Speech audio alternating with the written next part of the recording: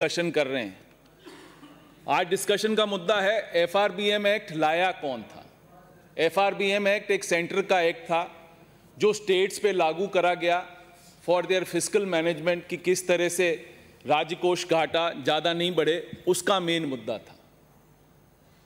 जब से 2014 में बीजेपी सरकार आई तब से उनने राज्य सरकारों का किस तरह से गला घोटा जाता है, वो एक नई प्रथा जो पूरे हिंदुस्तान में कभी नहीं थी वो शुरू कर दी। उसके मैं आपको 2 एग्जाम्पल देना चाहता हूं, फिर मैं आता हूं एफआरबीएम एक्ट पे। आज 4 लाख करोड़ की पेट्रोल और डीजल पर रेवेन्यू है सेंट्रल गवर्नमेंट की, 4 लाख करोड़ पर। 4 लाख करोड़ में से जो पहले एक्साइज ड्यूटी के माध्यम से पैसा राज्य सरकार को आता था वो आना बंद हो गया। टोटल 26,000 करोड़ रुपया राज्य सरकार को डेवोल्यूशन में आता है। 3,75,000 करोड़ का सेंट्रल गवर्नमेंट घी पी जाती है। और फिर हमारे को ये समझाते हैं चूरू से आने वाले विधायक कि आप लोन क्यों एक्स्ट्रा ले रहे। आपकी जो सेंट्रल गवर्नमेंट की स्कीम्स थी 90-10 वो आपने खत्म कर दी। बीच में अब्रप्टली एक दिन आता है, ये भी नहीं कि जो पैसा ऑलरेडी ऑनगोइंग वर्क्स हैं वो खत्म हो जाएं, वो भी खत्म नहीं करने देती है सेंट्रल गवर्नमेंट, वो भी एक दिन स्टॉप कर देती। आज एफआरबीएम एक्ट में आपको ये क्यों स्टेट्स को देनी पड़ी, ये छूट क्यों देनी पड़ी आपको? किसी ने मांगा थोड़ी था, आपको अपने आप देनी पड़ी क्योंकि आप खुद इकोनॉमी नहीं संभाल पा रहे। पहली बार हुआ 70 साल में। ये लोग कहते हैं ना मोदी जी है तो मुमकिन है, मैं बिल्कुल यही कह रहा हूं साहब, मोदी जी है तो मुमकिन है। फिस्कल डेफिसिट 9% पहुंच गया, ऐसा कभी नहीं हुआ था। जब से हमारी आजादी हुई है 9% फिस्कल डेफिसिट किसी भी कंट्री का नहीं गया होगा। इतना बेइंता, मैं कहता हूं इतना गंदा मैनेजमेंट आज के 70 साल में किसी भी नहीं करा होगा जो इन फाइनेंस मिनिस्टर ने, सेंट्रल के फाइनेंस मिनिस्टर ने करा। चूरू के आने वाले विधायक क्या बोले कि राजस्थान का फिस्कल डेफिसिट साहब 6.2% हो गया। अरे ये तो देखिए कि सेंट्रल का फिस्कल डेफिसिट क्या था साहब, कंपेयर तो करो। आपने ये क्यों लगाया कि भाई 0.5 आपको एक्स्ट्रा हम दे देते हैं और आप पावर सेक्टर के रिफॉर्म्स ले आओ? क्यों लगाया आपने ये? किसी ने कहा था आपको लगाने को? आप अलाउ कर देते ना स्टेट्स को करने के लिए। Who stopped you? बट इनकी मंशा, इनकी कथनी और करनी में इतना डिफरेंस है कि आप संभाल भी नहीं सकते।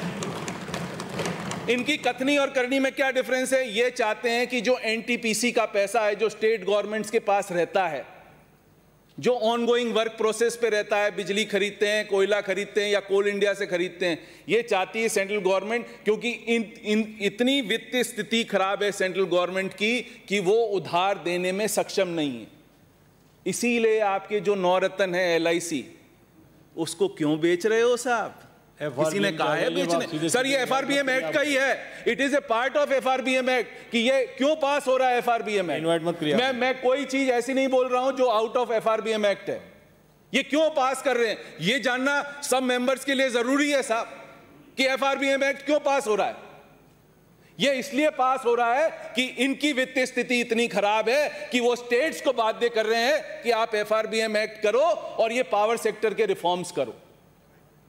आप ऐसे भी दे सकते थे ना हमारे को, बिना पावर सेक्टर रिफॉर्म्स के भी आप हमारे को ये परमिशन दे सकते थे, क्यों नहीं दी साहब? आपने सब्सिडीज सब खत्म कर दी। स्टेट्स कहां से पैसा जनरेट करेंगी?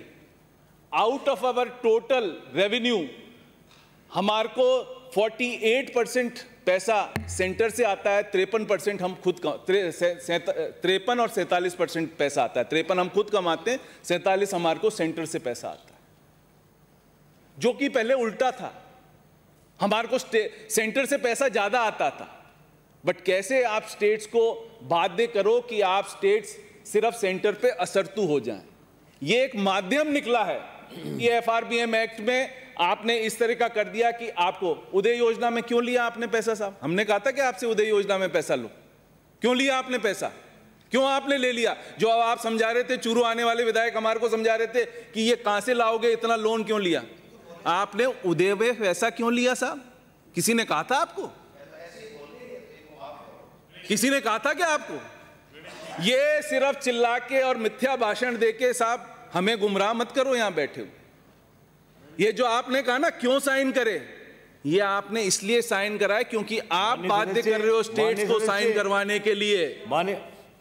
ये बाध्य स्टेट्स को साइन कराने के लिए बीजेपी सेंट्रल गवर्नमेंट कर रही है, हम नहीं कर रहे हैं। ये जो 15 रुपए की बिजली आप कराना चाह रहे हो, हम नहीं कर रहे हैं। स्मार्ट मीटर्स किसने कहा लाने के लिए? हम पैसा दे रहे हैं, सेंट्रल गवर्नमेंट पैसा कर रही है। सेंट्रल गवर्नमेंट पूरा स्मार्ट मीटर्स का पैसा दे रही है और बाध्य कर रही है बोर्ड्स को कि आप लगाइए, नहीं तो हम आपकी सब्सिडी खत्म कर देंगे।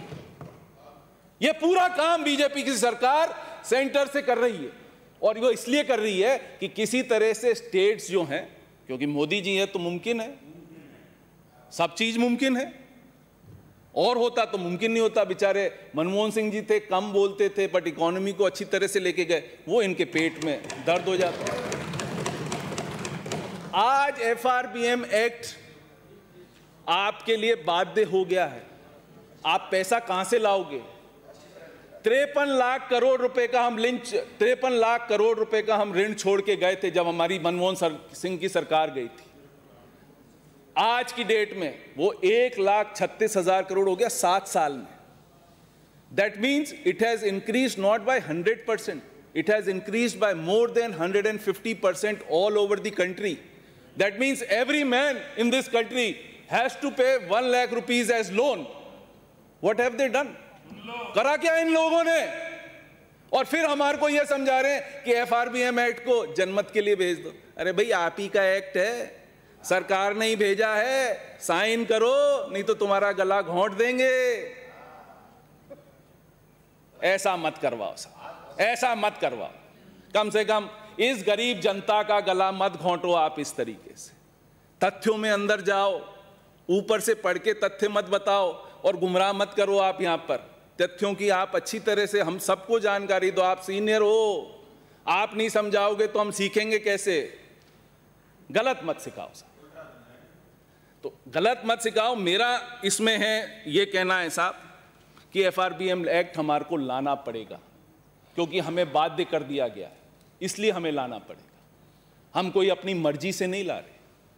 आज हमारी जो रेवेन्यूज हैं 5,600 करोड़ का पैसा नहीं दे रहे। आप सब जगह उज्ज्वला योजना का आपने गैस की सब्सिडी बंद कर दी। आपका फ्लैगशिप प्रोग्राम था, आपका फ्लैगशिप प्रोग्राम था, आपने गैस की सब्सिडी बंद कर दी। किसने कहा था? देवर पार्ट, एफआरबीएम एक्ट का पार्ट हो जाता ना। ये हमारे को लोन और लेना पड़ रहा है। सब सब्सिडीज बंद कर दी, फर्टिलाइजर सब्सिडी आपने कम कर दी, गैस सब्सिडी आप कम कर दी। और आप ही का ये प्रोग्राम है, पावर मिनिस्ट्री का ये प्रोग्राम है साहब, that all the loans of the private of the power sector companies have to go to the state government.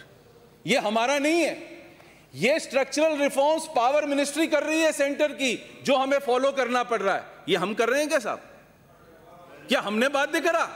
बताओ साहब। करना पड़ेगा, करना पड़ेगा, करना पड़ेगा। नहीं तो आप कोयला रोक देते हो और फिर आप कहते हो कि बिजली घर चलाओ बिना कोयले के। हमें करना पड़ेगा। आप किसी ना किसी तरह से घुमा के ये सब चीजें कर देते हो। कोयला आपने रोका, जनता हमारी मर रही है बिना। बैठ जाओ भाई, विराज जाओ। ये फाइनेंस की बात है बाबा, एग्रीकल्चर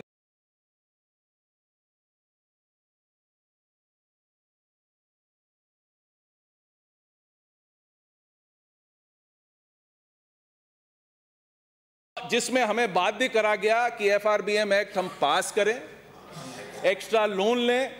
ये जो उदय योजना में ऑलरेडी पावर सेक्टर कंपनीज के ने लोन खत्म कर दिए थे और हमें अपने जो बाकी बचे हुए लोन्स जो और लिए हैं वो भी हमें इस वजह से लेने पड़ेंगे। तो मैं ये सोचता हूं क्योंकि हमें बाध्य करा है केंद्र सरकार ने, तो हमें ये पास कर देना चाहिए। बहुत बहुत धन्यवाद आपका। राम राम साहब। कटारिया।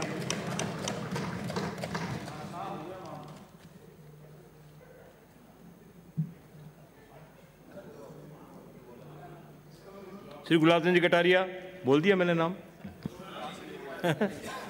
सभापति महोदय, अभी माननीय राजाखेड़ा से आने वाले सदस्य बता रहे थे कि एफआरबीएम एक्ट हम लाएं, ये 2005 का है। अब शायद अभी भी उन्हीं को सुन रहे थे। और ये केंद्र सरकार लाई थी। केंद्र सरकार लाई थी और उसी के तहत हम भी यहाँ 2005 मई में लाए थे। वो इस कारण से लाए थे कि कोई भी सरकार कर्जा ले तो उसको किसी लिमिट में रखा जाए। ये केवल राजस्थान के लिए नहीं था, सारे हिंदुस्तान के लिए था, और इसलिए सीमा तय की थी 3% तक आप ले सकते हो अपने जीडीपी का। और पिछली बार आपने और बाकी सब स्टेट ने बार बार यह आग्रह किया कि चूंकि इस समय कोविड के समय में स्टेट की आर्थिक स्थिति काफ़ी कमज़ोर हो गई है और इसलिए हमको